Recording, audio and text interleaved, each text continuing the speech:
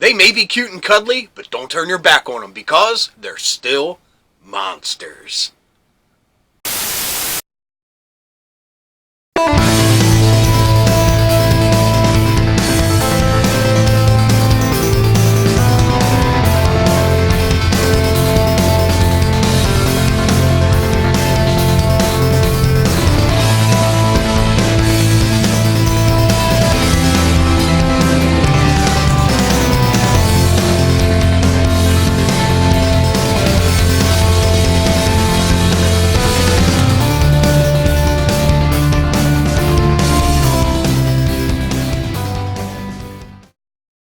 Hello and welcome to Days of Dorker Past. My name's Rob, and in this episode we're going to go over 6 forgotten 80s monster plush toys. Boy, is that a mouthful. Anyway, monsters have been hiding out in the stuffed animal toy aisle for years. But it wasn't until 1986 that they rode a wave of popularity out into the light of day. So what caused this newfound love for monsters? This guy. Released by American Greetings in 1986, My Pet Monster was one of the first original plush toys to be marketed to boys, without an IP attached to it. It became very popular and soon gave way to more characters being created, a wealth of merchandise being released, and a very short-lived animated series.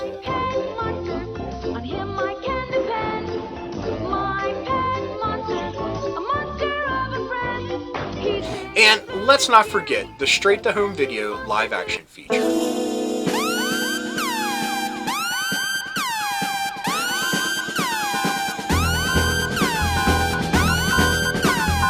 But with any great success, there comes imitators. Some tried to improve on the formula, and some, well, didn't. Anyways, here are 6 forgotten 80s monster plushies. Number 1 is probably the one that gets mistaken for My Pet Monster more than any of the others, and that's Cuddly Uglies.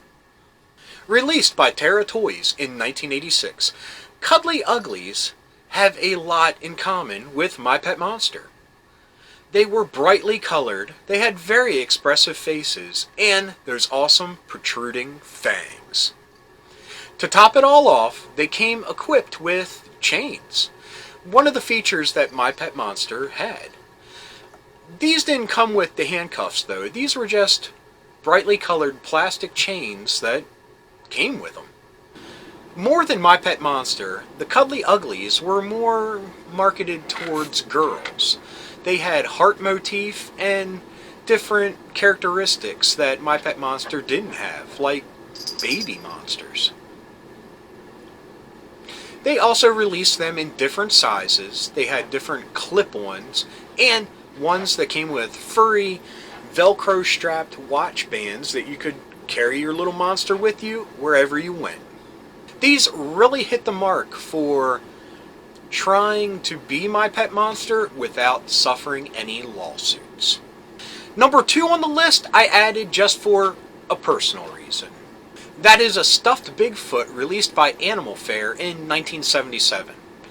I know it's kind of cheating because it comes from the 70s, but I saw this thing in an 80s movie and I fell in love.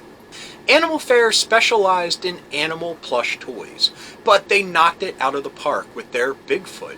And like I said, its inclusion in one of my favorite movies really sold it to me.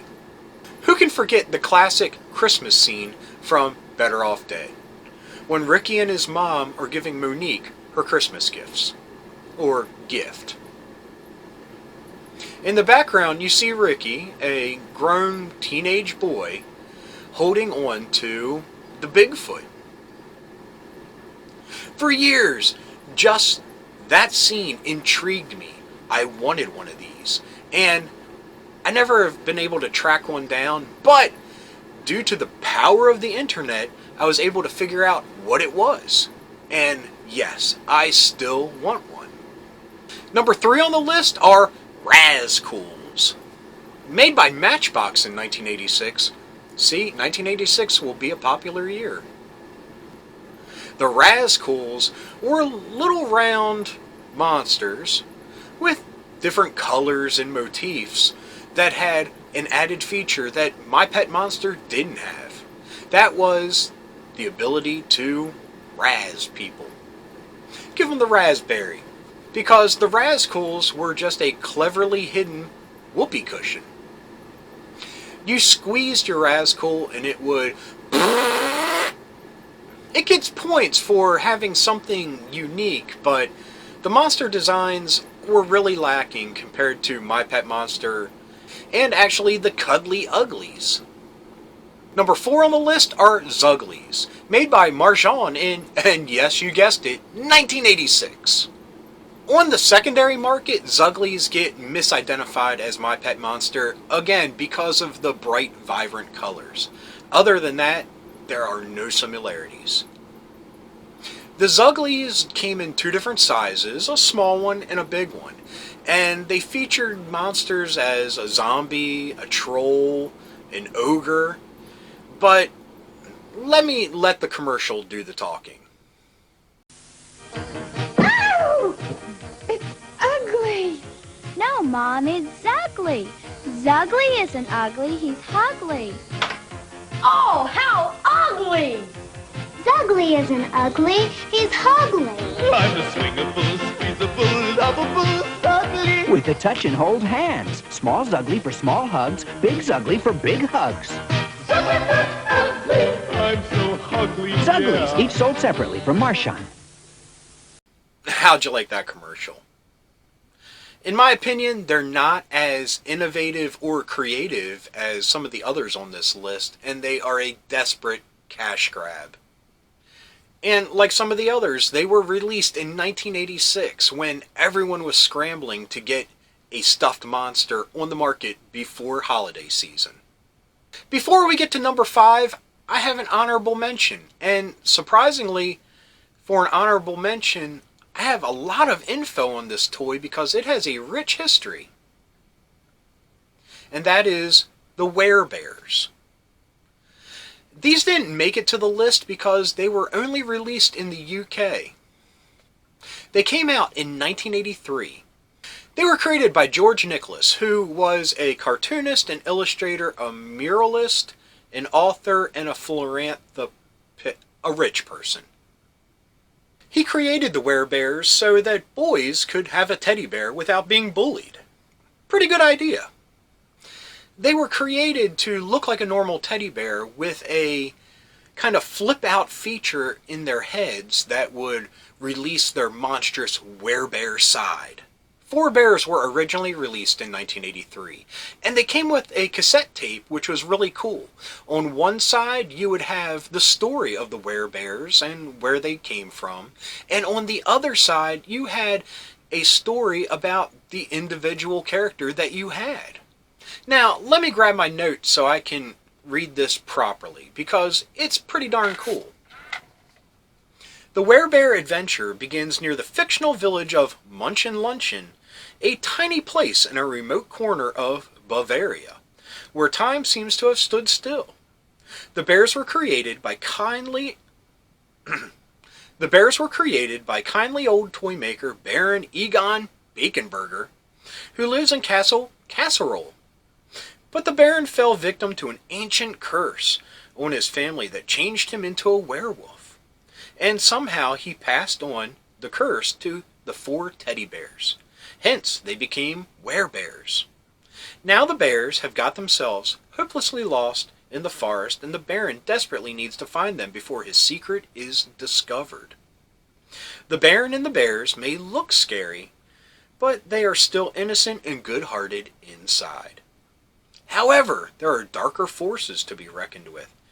Anything might happen in the forest beyond Munchin Luncheon, because it is the enchanted domain of the horrible Witch Hazel. Her hideous terror Teds and other assorted nasties. Later on, they released the Terror Teds, which were the bad guy versions of the Werebears. Other than that, for a few years it was very popular, but it became dormant, and recently, well, a few years ago, they began trying to re-release them. Maybe you'd have luck searching down one of the new Werebears. Number 5 on the list comes all the way back from 1980, and that is Harry. Harry was made by Knickerbocker, and he's pretty much a puppet of a spider. What's really unique about it is what you put your hand into was Harry, but on top of him was a fake hand, a stuffed hand, that it looked like you were holding him. But your fingers were down in his little legs moving him around. Not really a monster, but creepy. You could probably scare somebody with Harry. To be honest, I can't find that much information about Harry. People do have him still mint in box and selling him for top dollar, which I think is pretty well worth it, because he's a very fascinating little critter from 1980.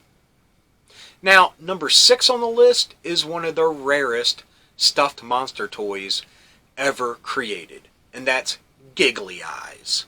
Giggly Eyes was also created by American Greetings. Well, more their toy line, those characters from Cleveland. And no, I'm not being derogatory, that was the name of the company, those characters from Cleveland. Released in 1988, Giggly Eyes was an awesome looking monster who had big, bulbous, googly eyes. He had an awesome face sculpt, very expressive, very cute in a very monstrous way. Again, because of its rarity, I could not find that much information about him. But I do remember him sitting on the shelves at Caldor, and I always was intrigued by him, but it was one of those things that got locked away in the back of my brain that erupted when I started researching this episode. And yet again, it's one of those things that, wow, I wonder whatever happened to, and then you see the price tag, and that's as far as your mind gets. Anyway, this has just been a quick look at 6 forgotten 80s monster plush toys. Boy, that's a mouthful. Back in the day, we used to just call them stuffed animals, or toys. But nowadays, everyone just calls stuffed animals plushies. Weird. Even my kid, oh, have you seen my plushie? Anyway, I hope you enjoyed this episode. If you liked it, give me a thumbs up. If you got something to say, please leave a comment. I love reading them, and I love getting back to all of you. And if you're new around here and you enjoyed this episode or any of the other ones that are down below here, please subscribe. And if you hit that little bell, you'll be notified whenever there's a new episode. So, until next time, everybody, keep being rad and stay dorky.